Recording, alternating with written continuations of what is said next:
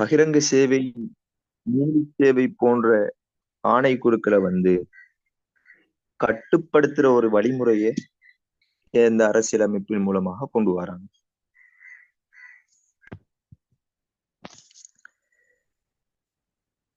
அதே மாதிரி பிரதமர் அதிகாரத்தை அதிகரித்த ஒரு அரசியலமைப்பா. இதுக்கு முன்னால சோல்பரி அரசியலமைப்ப மகாராணி தான் அதிகரித்த அதிகாரங்களை கொண்டிருந்தார். ஆனா இதுல என்ன செய்யறாங்கன்னு சொன்னா, பிரதமர் அதிகாரத்தை அதிகரித்த வகையில ஒரு அரசியலமைப்பை கொண்டு வாரது இதுல ஒரு சிறப்பு அம்சமா இருந்துச்சு.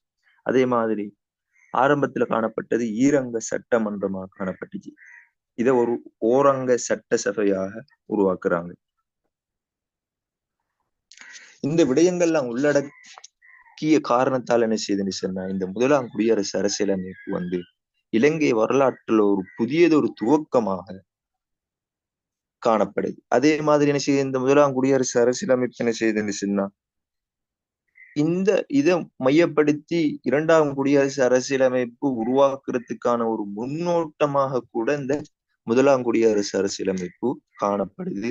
இதுதான் இந்த முதலாம் குடியரசு அரசியலமைப்புல ஒரு சிறப்பம்சமா காணப்படுது. அதே மாதிரி இப்படி இந்த முதலாம் குடியரசு சிறப்பியல்புகளை உள்ளடக்கி தோற்றம் பெற்றிருந்தாலும் அந்த காலத்துல இது தோற்றுவித்ததுல மிக பிரதானமான சினிமாவோ பண்டார் நாயக்கோட காலத்துல உருவாக்கப்பட்டுச்சு. அந்த நேரத்துல ஜனாதிபதியா இருந்தார் கெல்வின் ஆர்.டி. சில்வா அவரோட தலைமையில தான் இதை உருவாக்குனாங்க. இவர்கள் எல்லாம் என்ன செஞ்சாங்கன்னு சொன்னா, நேரத்துடைய என்ன செஞ்சுட்டாங்கண்டா சோல்பரி அரசியலமைப்பு இது ஒரு பிரித்தானிய மாதிரியில காணப்படுது என்ற விமர்சனங்களை முன்வைச்சாக்களா காணப்பட்டாங்க. இருந்தாலும் கூட என்ன செய்யுதுன்னு சொன்னா, முதலாம் குடியரசு அரசியலமைப்புல கூட என்ன செய்யுது, பிரித்தானிய மாதிரியில் அமைந்த சில விஷயங்கள் உள்ளடக்கித்தான் இந்த முதலாம் குடியரசு அரசியல் அமைப்பு கூட சில முக்கியமான சில விஷயங்களை பிரித்தானிய மாதிரியில் உள்ள சில விஷயங்களை இந்த முதலாம் குடியரசு அரசியலமைப்பு உள்ளடக்கித்தான் காணப்பட்டுச்சு. அப்படியே சொல்ல போற விடயங்கள் என்னன்னு சொன்னா, பிரித்தானிய மாதிரியில் அமைந்த சில முக்கியமான விஷயங்கள் இந்த முதலாம் குடியரசு அரசியலமைப்பிலேயும் காணப்பட்டது. அந்த முக்கியமான விஷயங்கள்ல சில இது சில நேரங்கள்ல எம்சிக்யூக்கு குருவினாக்களுக்கு கேட்கறதுக்கான வாய்ப்புகள் இருந்துச்சு. உயர் அதிகாரம் கொண்ட பாராளுமன்றம் என்ற விஷயம் பிரித்தானியாவுல காணப்படுற முறைதான் உயர் அதிகாரம் மிக்க பாராளுமன்றம் என்று சொல்லுது. இது காணப்பட்டுச்சு இலங்கையில முதலாம் குடியரசு அரசியலமைப்புல. அதே மாதிரி பிரதேச வாரி தேர்தல் முறைமை மூலமாக தெரிவு செய்யப்படுற விஷயமும் இதுவும் பிரித்தானிய மாதிரியில காணப்படுற ஒரு விடயம். அதே மாதிரி இந்த மந்திரி சபைன்றதும் பிரித்தானிய மாதிரியில் அமைந்த ஒரு விஷயம்தான் இதுல உருவாக்கப்பட்ட மந்திரி சபைன்றது. அதே மாதிரி பிரித்தானியாவுடைய பாராளுமன்றத்தை ஒத்த நடைமுறைகள் சில விடயங்கள் காணப்பட்டது. அதே மாதிரி பிரித்தானியா பாராளுமன்றத்துல காணப்படுற வலு வேறாக்கம் என்ற விடயம் இல்லாம வலு ஒன்றாக்கம் என்ற விடயம் இந்த பாராளுமன்றத்துல குவிஞ்சு காணப்பட்டுச்சு. அதே மாதிரி இந்த ஜனாதிபதி எடுத்து நோக்குற நேரத்துல எங்க நாட்டுக்கு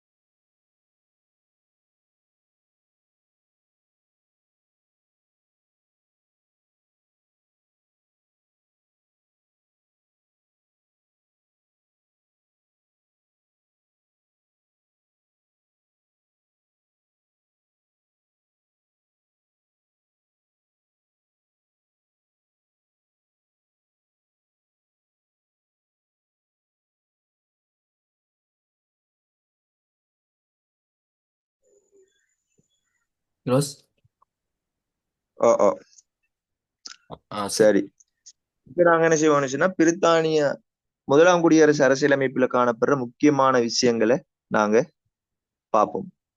முக்கியமான சில விஷயங்களை ஃபர்ஸ்டுக்கு பார்ப்போம்.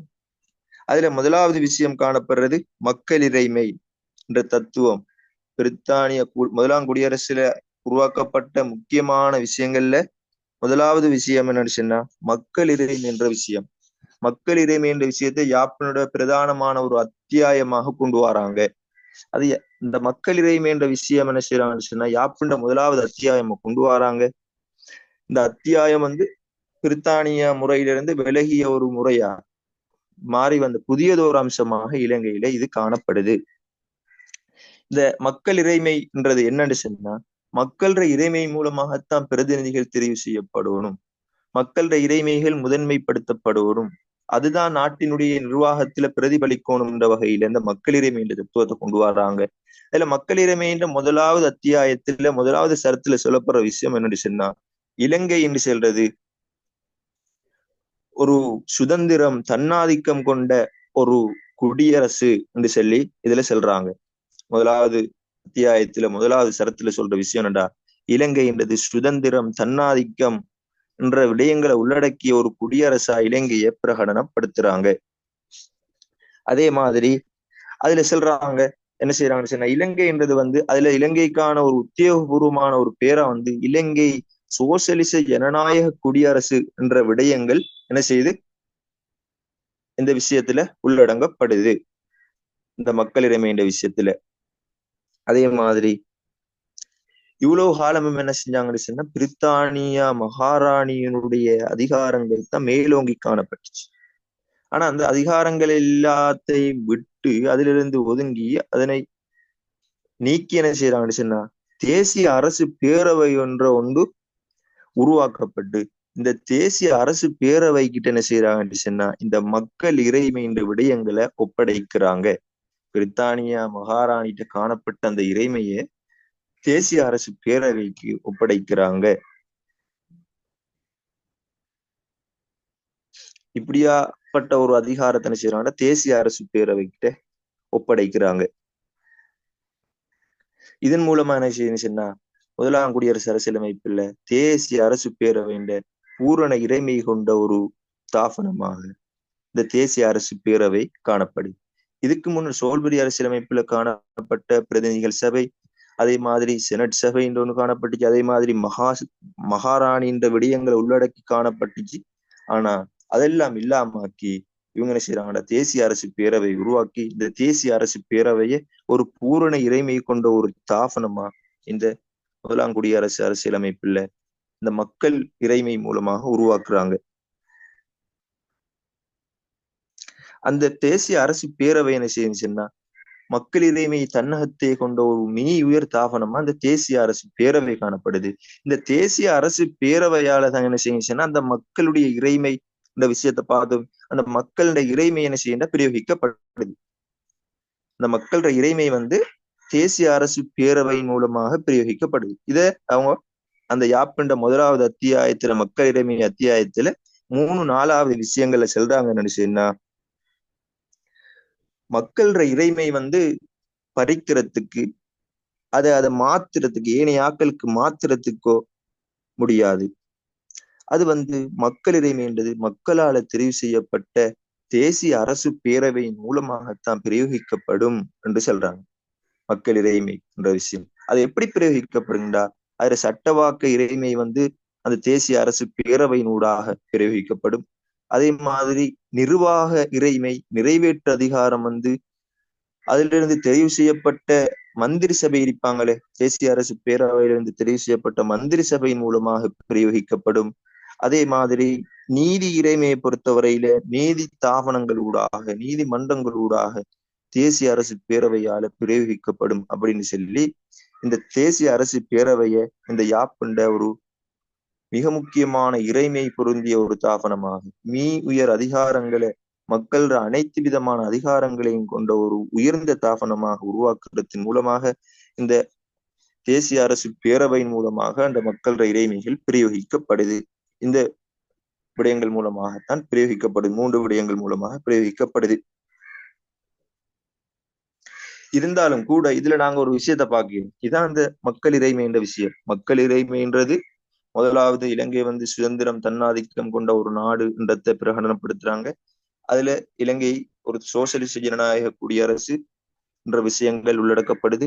தேசிய அரசு பேரவை அனைத்து இறைமைகளை மக்கள் இறைமைகளை உள்ளடக்கியதால் அது ஒரு உயர்ந்த தாபனமாக காணப்படுது.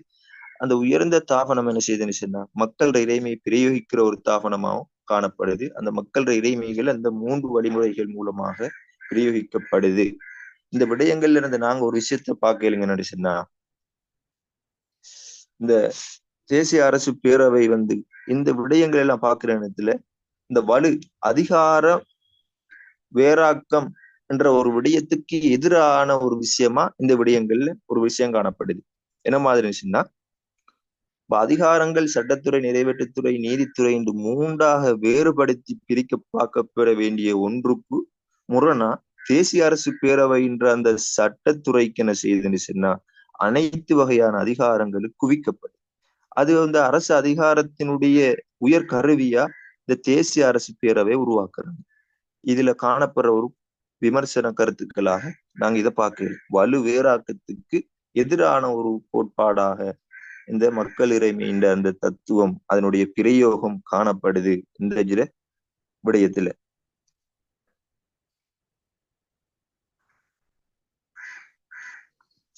சரியா?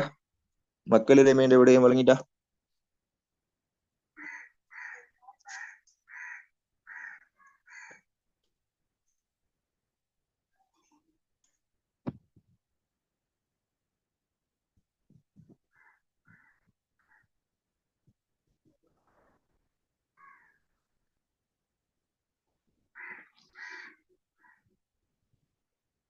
அடுத்த விஷயம் தான் என்ன சொன்னா அரச கொள்கை வழிகாட்டல் தத்துவம். இந்த யாப்புல முக்கியமான ஒரு விடயம் என்ன செய்யுதுன்னு சொன்னா அரச கொள்கை வழிகாட்டல் தத்துவம் என்ற ஒரு அத்தியாயத்தினுடைய 5வது அத்தியாயத்துல அரச கொள்கை வழிகாட்டல் தத்துவம் ஒண்ணு உருவாக்குறாங்க. இந்த அரச கொள்கை வழிகாட்டல் தத்துவம் என்னன்றதை பார்ப்போம்னு சொன்னா, அரசாங்கம்ன்றது தங்கட சட்ட ரீதியான நிர்வாக ரீதியான விடயங்களை மேற்கொள்கிற போது என்ன செய்யணும்னு சொன்னா அவங்க அந்த கொள்கை தத்துவங்கள் சில விடயங்களை உள்ளடக்கிருச்சாங்க. அந்த தத்துவங்களை அடிப்படையாக கொண்டு அந்த தத்துவங்களை அந்த வழிமுறைகளை மையமாக கொண்டுதான் அரசாங்கம் செயற்பட வேண்டும் என்ற ஒரு அடிப்படையில தான் இந்த கொள்கை வழிகாட்டல் தத்துவங்களை உருவாக்கிறாங்க. அந்த கொள்கையை பிரதிநிதித்துவப்படுத்துவதன் மூலமாக இலங்கையில ஒரு சோசலிச குடியரசை உருவாக்க வேண்டும் என்ற அடிப்படையிலும் இந்த கொள்கை வழிகாட்டல் தத்துவம் என்றது யாப்புண்ட 5வது அத்தியாயத்துல உருவாக்கப்பட்டிருக்கிறது. அந்த கொள்கை வழிகாட்டல் தத்துவங்கள்ல முக்கியமான சில விஷயங்களை அவங்க உள்ளடக்கித்தான் இந்த கொள்கை வழிகாட்டல்